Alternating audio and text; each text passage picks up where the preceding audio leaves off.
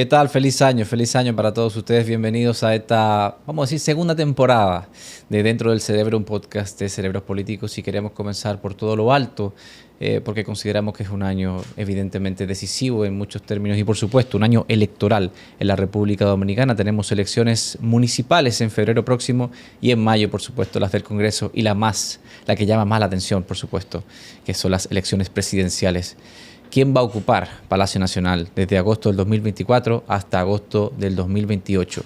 Y tengo una persona que me ha brindado su amistad, su respeto, sus consejos, su orientación y sobre todo un espacio para conocerlo un poquito más. Es muy conocido. Es la primera regla de todo político, ser conocido a nivel nacional. Él ya entró a la política teniendo este nivel de conocimiento y por suerte lo tenemos aquí. Hablo de Roberto Ángel Salcedo. Muchas gracias por estar con nosotros. Bueno, Felipe, un honor, un gusto para mí. Uno tiene algunos termómetros. Yo que he entrado de lleno en la actividad política, encontrarme en un escenario como este es el mejor indicativo de que estoy en política. Sí, gracias, Roberto. Quisiera preguntarle, mire, hace algunas semanas circuló ampliamente un video suyo. Usted está en forma, usted corre todos los días, con el poco tiempo libre del cual dispone. Y quisiéramos que nos explique como el trasfondo de aquel video que usted salió corriendo junto a todos sus colaboradores. Primero, si ven el video, yo estoy riéndome, como una manera de que se establezca que estamos en un ambiente hasta cierto punto alegre, ¿no? Propio de la campaña y del folclore de la política dominicana, que tiene mucho que ver con ese nivel de entusiasmo, con ese nivel de interacción que se tiene con la gente. Esa fue una tarde que agotamos una agenda política en apoyo a la actual alcaldesa y candidata en el distrito municipal La Guayiga.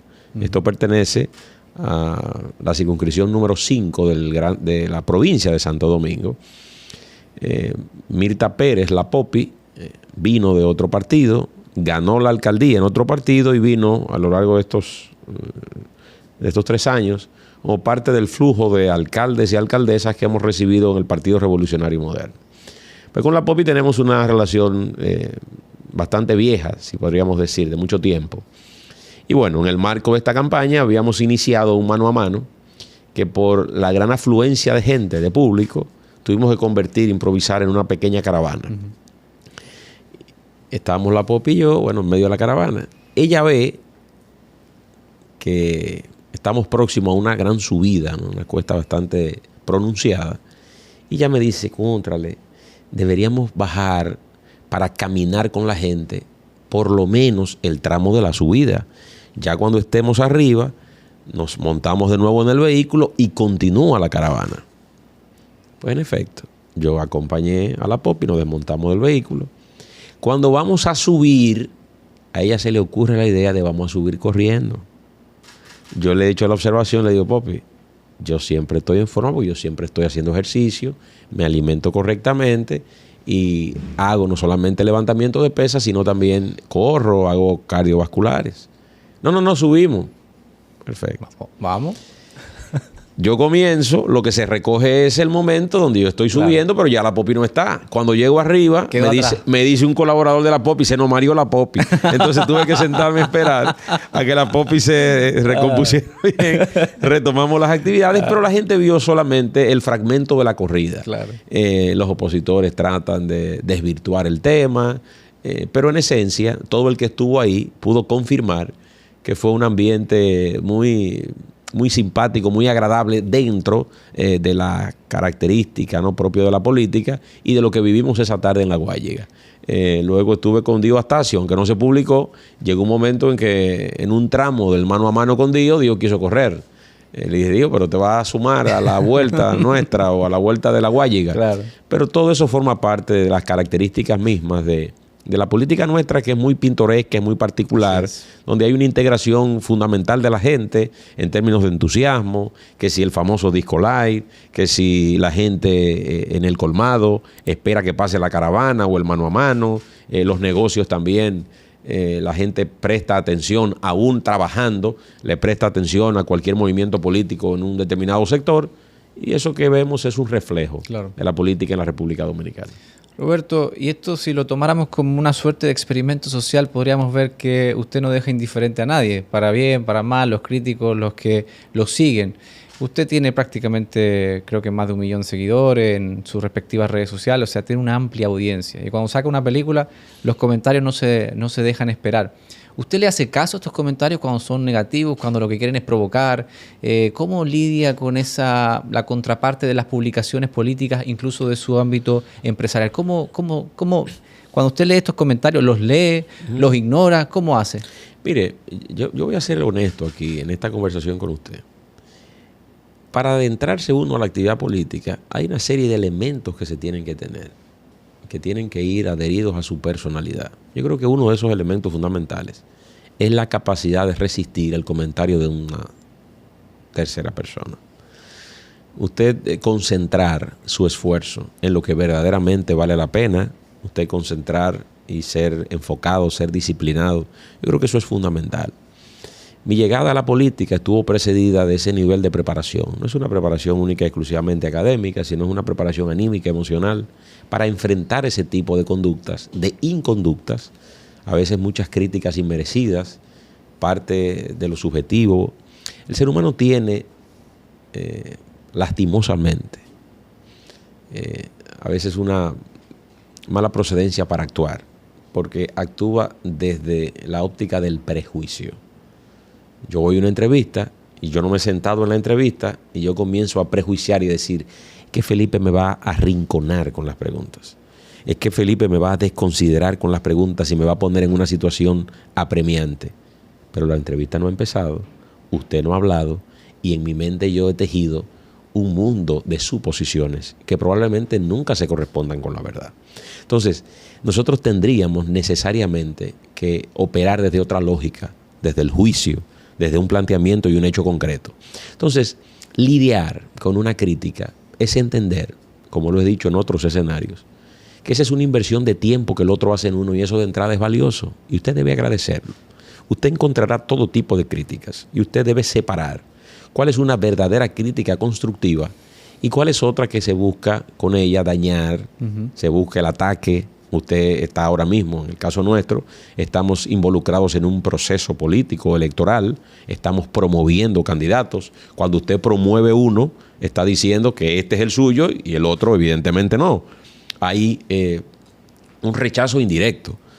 Por tanto, aquellos que compiten con usted en este escenario político van a reaccionar. Usted lo debe entender, pero yo creo que también la madurez le va llevando a comprender cuando es una crítica con sentido, con base, con respeto, y cuando se busca única y exclusivamente dañar. Cuando usted tiene esa definición y hace esa clasificación y tiene el nivel de equilibrio suficiente para entender lo que verdaderamente es una crítica, una observación, y lo que verdaderamente se convierte en un ataque, probablemente movido por los celos, movido por la envidia, movido por resentimientos, por sentimientos oscuros, pues en efecto yo creo que usted estaría en el camino correcto para desarrollar una labor de trascendencia, una labor que esté marcada por el enfoque y por la disciplina. Yo creo mucho en eso y por eso he podido sortear situaciones, tanto en la actividad privada como en la actividad política.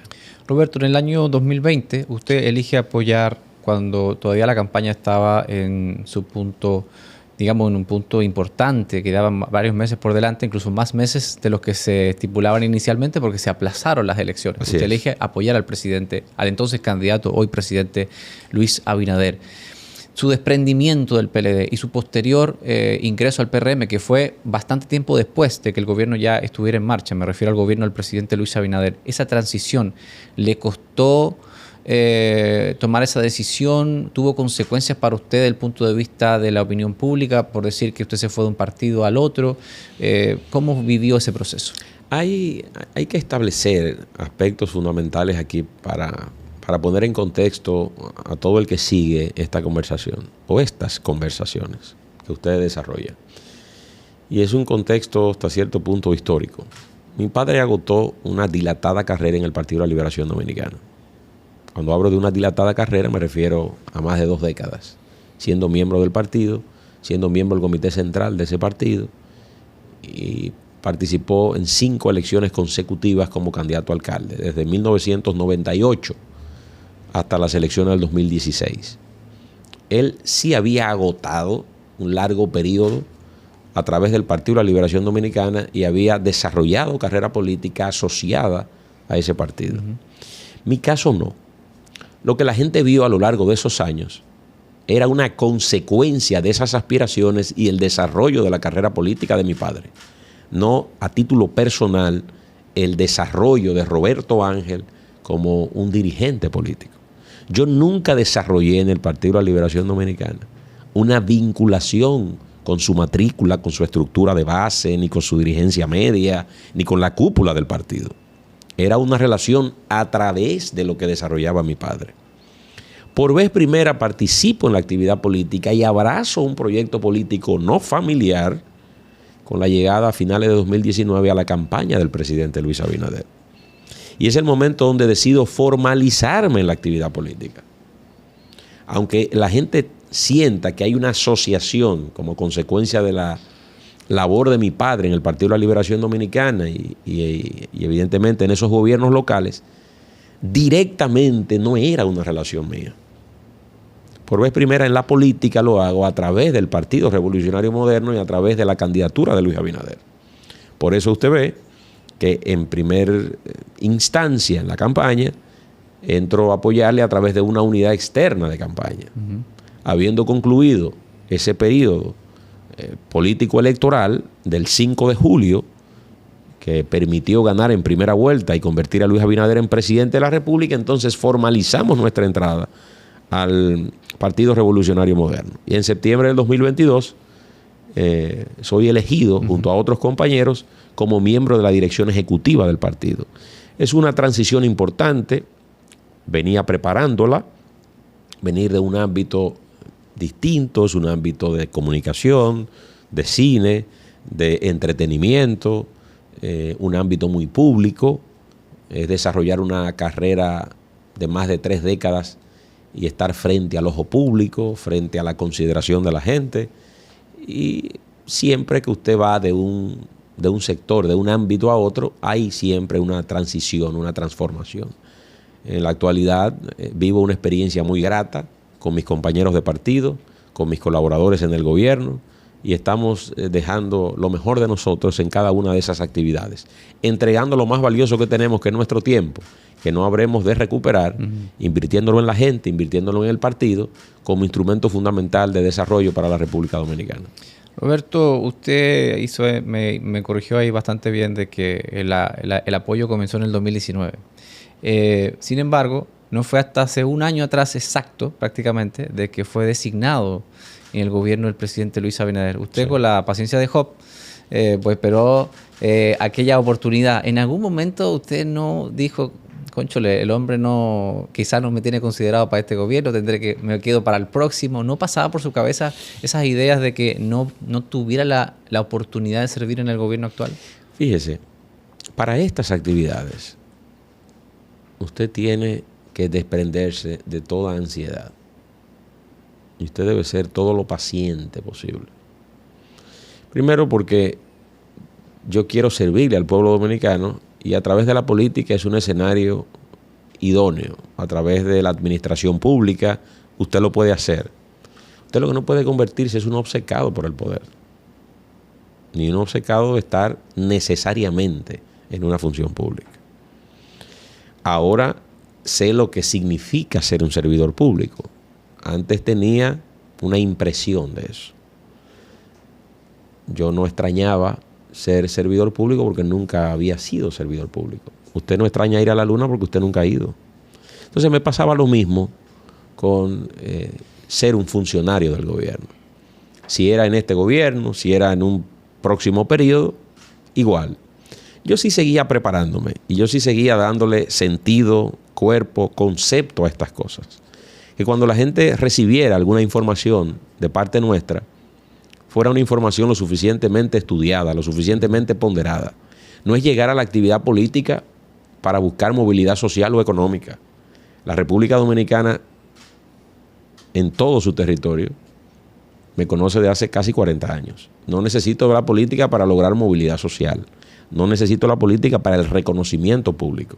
Y no necesito la política, gracias a Dios, para la movilidad económica. Mis actividades privadas, por tantos años, han permitido que mi familia crezca y se desarrolle en un ambiente de dignidad, teniendo importantes recursos como para mantener un buen nivel de vida. Entonces, en ese orden, uno va despojado de presión. No es una presión por dinero. Yo no vengo a la política de eso. No es una presión social la que yo voy a ejercerle al ejercicio de la política. Por tanto, en ese sentido, esperé todo lo necesario. Sigo en una labor, porque la política también va moldeando esas características que deben ser esenciales para todo aquel que aspira a desarrollar carrera política, y la paciencia es una de ellas. Decía Auguste Rodin que la paciencia es un modo de acción. Él, como padre de la escultura francés, ¿no? Y en efecto, para los artistas, para los políticos, para los empresarios, todos sus emprendimientos y todo su desarrollo tienen que estar supeditados a la paciencia, a ver cómo los procesos se van desarrollando y cómo las gestiones se van planteando. Bueno, su paciencia fue puesta a prueba y con excelentes resultados, Roberto. Antes de hablar de este primer año al frente de PROPEP, que es un año interesante por todas las necesidades sociales que existen en la República Dominicana, no es desconocido para usted, imagino, que su nombre rodó por las redes sociales cuando se estaba hablando de un posible candidato a senador por el Distrito Nacional. Y evidentemente aparecían otros nombres, otros se autonombraban posible precandidato, sí. No fue su caso, pero evidentemente que eso estaba en la tómbola. ¿Qué tan cercano estuvo la posibilidad? ¿Usted lo consideró? Si hubiese estado esa chance, aunque usted obviamente ha dicho en palabras más elegantes que está más concentrado en su labor institucional y en que el gobierno y el presidente Abinader se reelijan más que en una aspiración de elección popular particular. ¿Cómo vivió ese proceso? Bueno, la gente entiende que la participación política única y exclusivamente se mide por la vía electoral, y no es así. Usted puede servirle al pueblo dominicano, puede servirle al gobierno dominicano, al partido, a través de la administración pública y a través de una designación presidencial. Esa es una modalidad de usted desarrollar carrera política. Muchos dominicanos y dominicanas han desarrollado amplias competencias y han asumido grandes responsabilidades, no necesariamente asociadas a la vía electoral. Usted, por más que lo explica, la gente no termina de creerle. Tienen que venir estos hechos y estos acontecimientos como para que la gente verdaderamente asuma que lo que usted dice se corresponde con la verdad. Yo planteé durante esas semanas de especulación que mis energías estaban plenamente concentradas en que el presidente pudiera seguirle presentando resultados a la sociedad dominicana y que en el marco de la reelección pudiésemos tener una votación mucho más significativa que la que obtuvimos en el año 2020. Que el escenario estaba servido para eso, pero que se requería más esfuerzo, más enfoque, más determinación y mucho más trabajo político. Y que involucrarse uno en una candidatura de manera particular iba a terminar de sacarnos de ese carril que habíamos sido también encomendados por el presidente junto a otros compañeras y compañeros. Entonces, en ese sentido, viví la experiencia de que el nombre se estuviera bailoteando, como otros compañeros, un programa de radio, escenarios como este, comenzaban a discutir y a debatir posibles escenarios. Yo siempre fui muy agradecido de que mi nombre se ponderara, porque era el reflejo de que estábamos avanzando en la actividad política. Y si ya nos consideraban para un cargo tan importante como ser un potencial senador y senador de la principal plaza política, donde está el centro económico y político de la República Dominicana, que es el Distrito Nacional, pues de alto honor y de una altísima significación para nosotros, aunque nunca estuvo dentro de mis planes asumir esas responsabilidades en este momento. Siempre insistía que nosotros teníamos dentro del Partido Revolucionario Moderno o en los aliados candidatos con sobrados talentos. Ahora el partido ha abrazado una candidatura a través de una alianza. Cuando su partido firma una alianza, involucra a todos sus miembros. Claro. Todos estamos involucrados en esta alianza. Ya he tenido oportunidad de hacer campaña, de salir con compañeros que forman parte de nuestros aliados. Les voy a poner un caso específico. Fui hace ya unos días al municipio de Higüey. Mi querida amiga Karina Aristi es nuestra candidata a alcaldesa por el municipio de Higüey.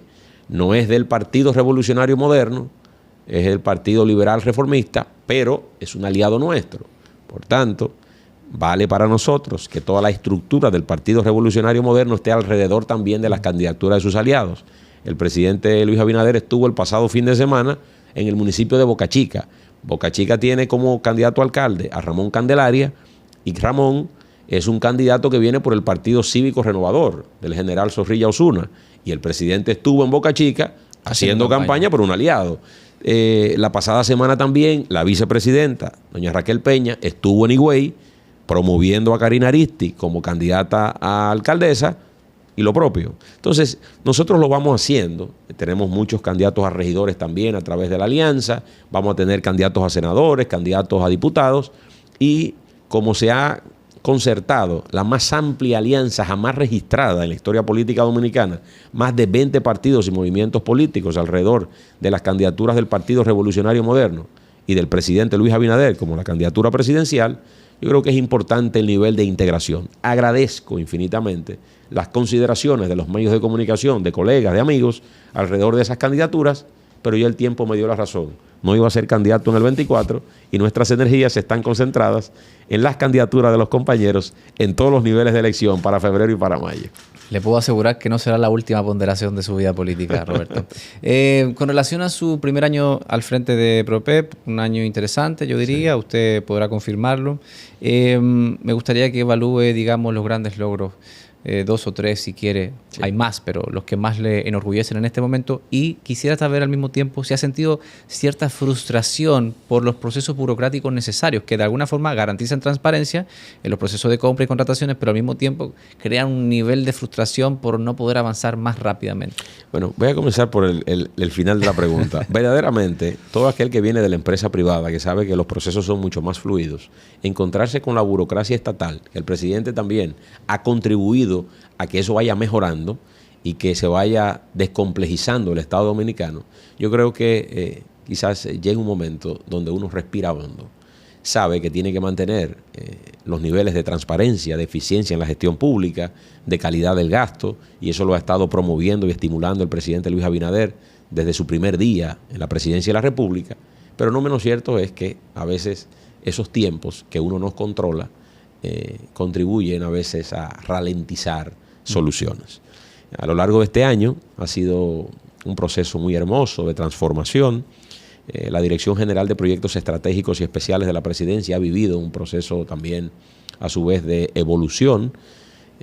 Inició como la Dirección General de Programas Especiales de la Presidencia en el año 2012 a través del decreto 491-12, y en inicio esos programas especiales de la presidencia estaban asociados a los temas educativos porque coincidía con la aplicación del 4%. Luego se emitió un nuevo decreto, que era el 546-12, que declaró de alta prioridad nacional el plan de alfabetización. Por eso, el Quisqueya Sin Miseria y los componentes de Quisqueya Aprende Contigo y todos esos programas de vocación educativa marcaron el inicio de la Dirección de Programas Especiales de la Presidencia. Con la llegada de Luis Abinader y a través del decreto 389-20, se transformó la DIGEPEP en lo que hoy conocemos como ProPEP, Dirección General de Proyectos Estratégicos y Especiales de la Presidencia. Con nuestra llegada en enero de 2023, sacamos del área de competencia y de responsabilidad los temas educativos. Los regresamos a educación de donde nunca debieron salir y transferimos también todo lo relacionado con los residuos sólidos. Allá se construían estaciones de transferencia, pero ya existe una nueva unidad llamada Eco5RD y un fideicomiso de residuos sólidos que por ley tiene el mandato de manejar esas construcciones.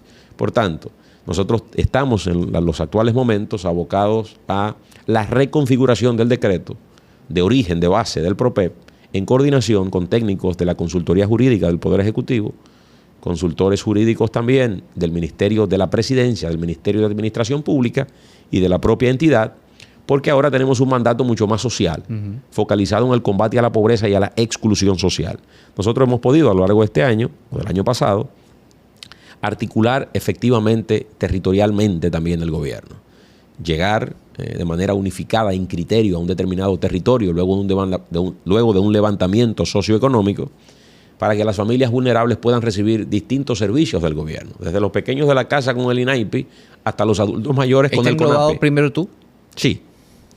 Que nosotros hicimos una subdivisión en el Gran Santo Domingo con Santo Domingo Primero Tú. Nosotros logramos ofrecer más de 410,000 servicios el pasado año, impactando a más de 250,000 personas directamente con los servicios sociales del gobierno. Eso nos llevó a desarrollar 153 jornadas de Primero Tú y unas acciones complementarias llamadas Cerca de Ti, que no tienen 15 o 20 servicios del gobierno, pero tienen en determinadas comunidades 5 o 6 servicios.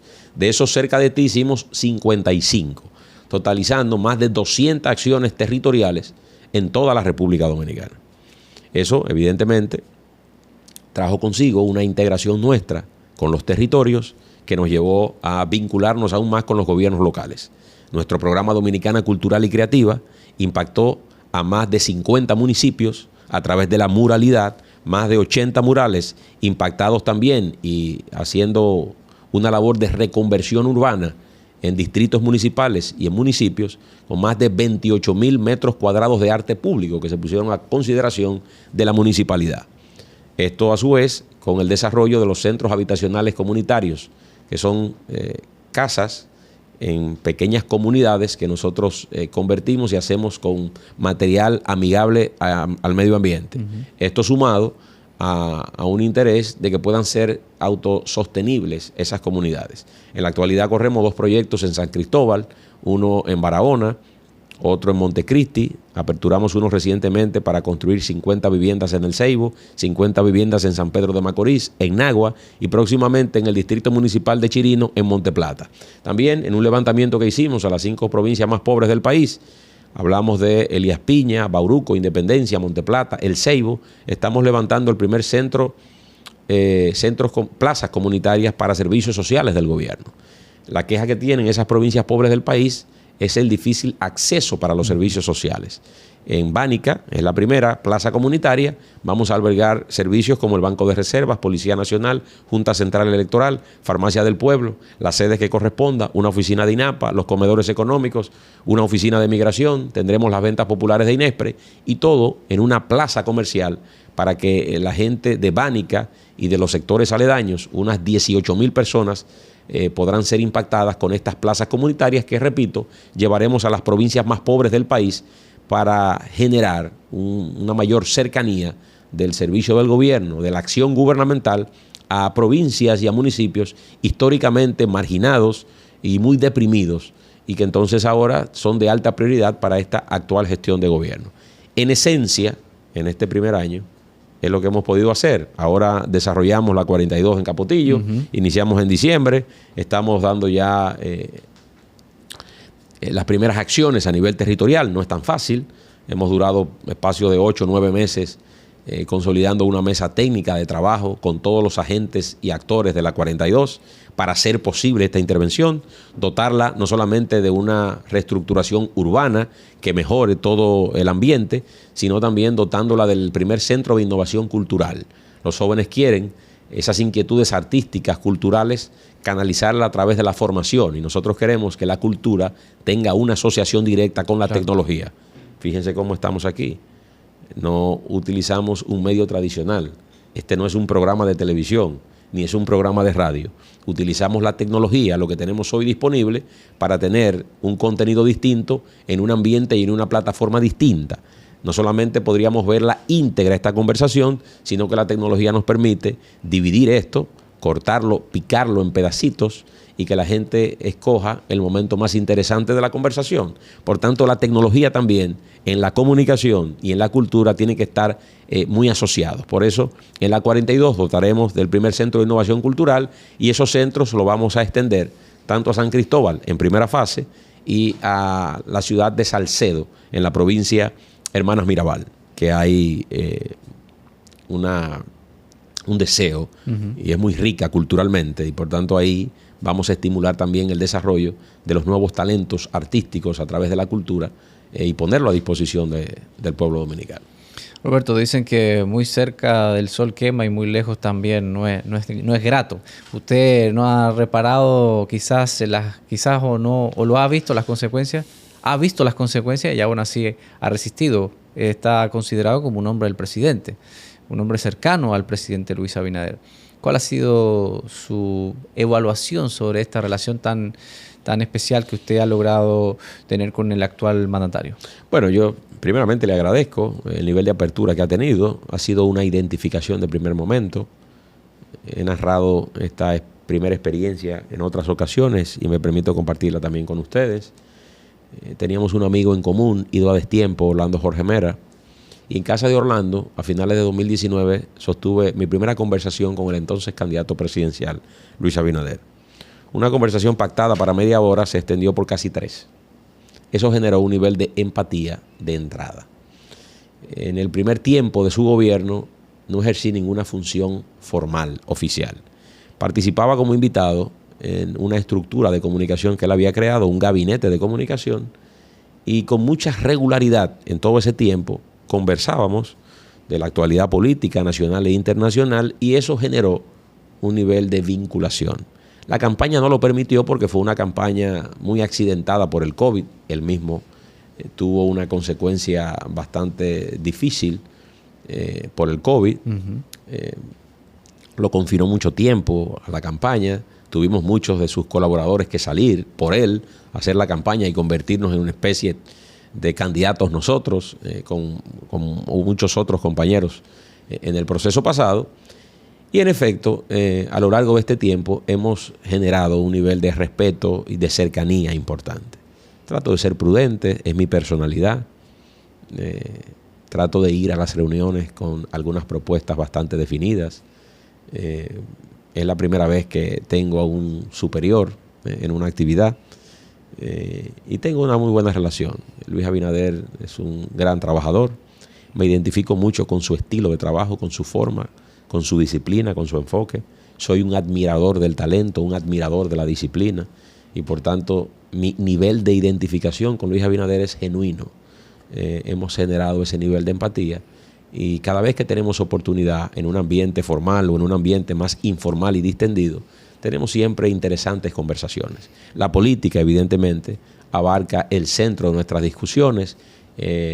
No solamente la política electoral, sino las políticas públicas que se ejecutan desde su gobierno, y por eso hoy me considero su amigo y espero que una vez concluyan estas responsabilidades que tanto él como nosotros tenemos frente al Estado Dominicano, porque todo pasa, que prevalezca esa vinculación, esos afectos y esa amistad que al final siempre será fundamental e importante. Conversaciones que quizás nos puede confirmar se extienden hasta o arrancan de madrugada, porque el hombre es activo. Así es. El hombre es activo. He tenido varias conversaciones con él a esas horas, ¿verdad?, que él saca.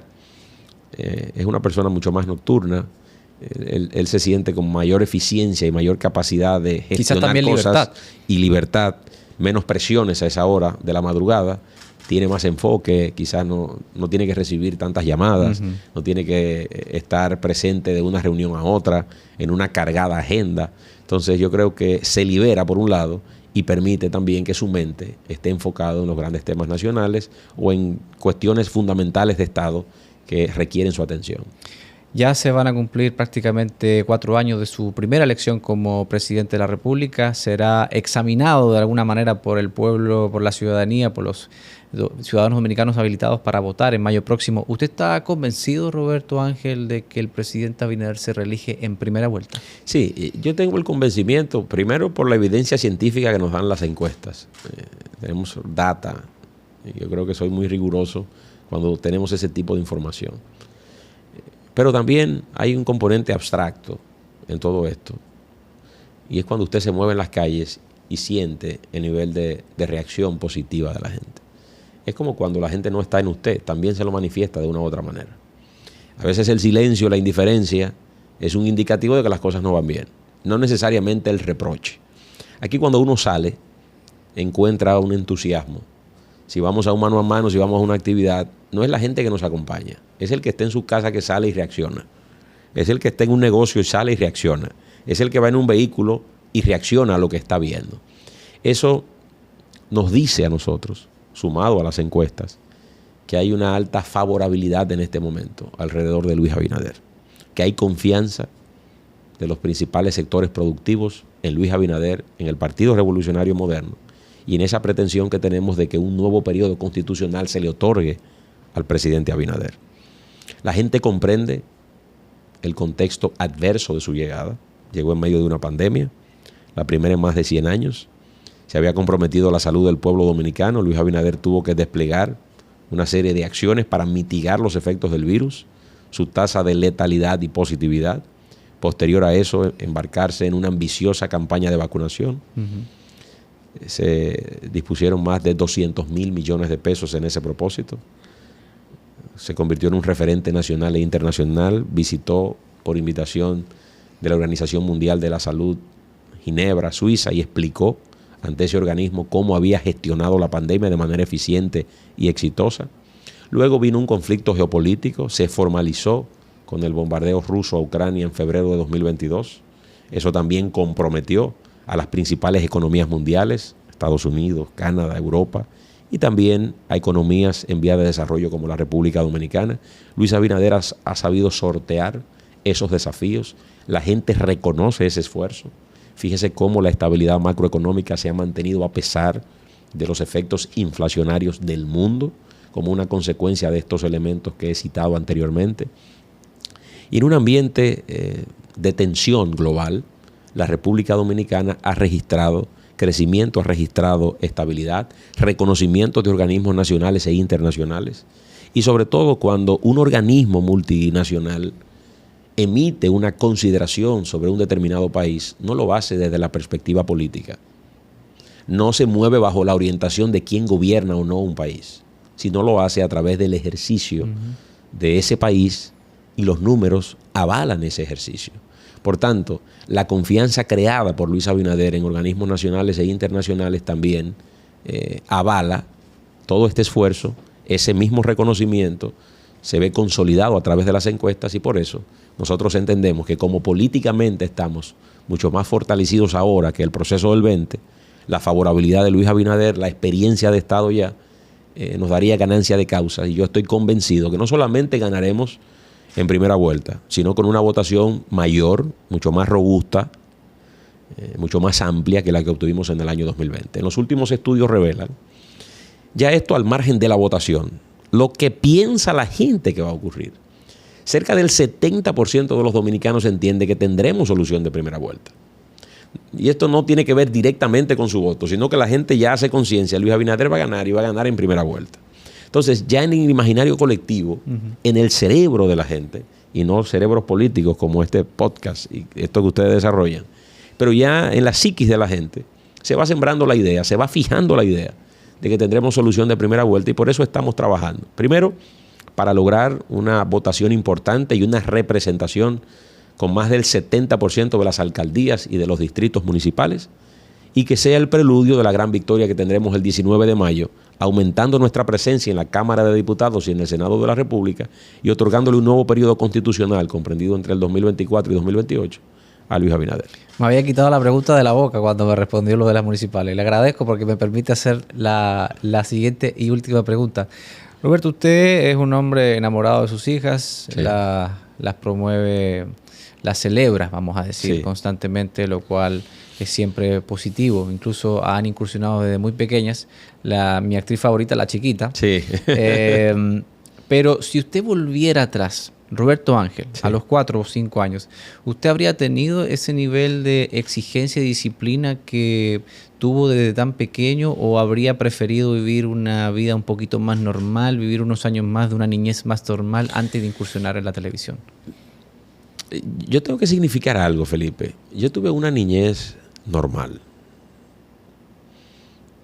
Yo la analizo desde ahora y me doy cuenta que verdaderamente siempre se me hizo ver como algo normal. Yo nunca vi la televisión a la edad de 4 o 5 años como un trabajo. Era un juego más, era una alternativa más.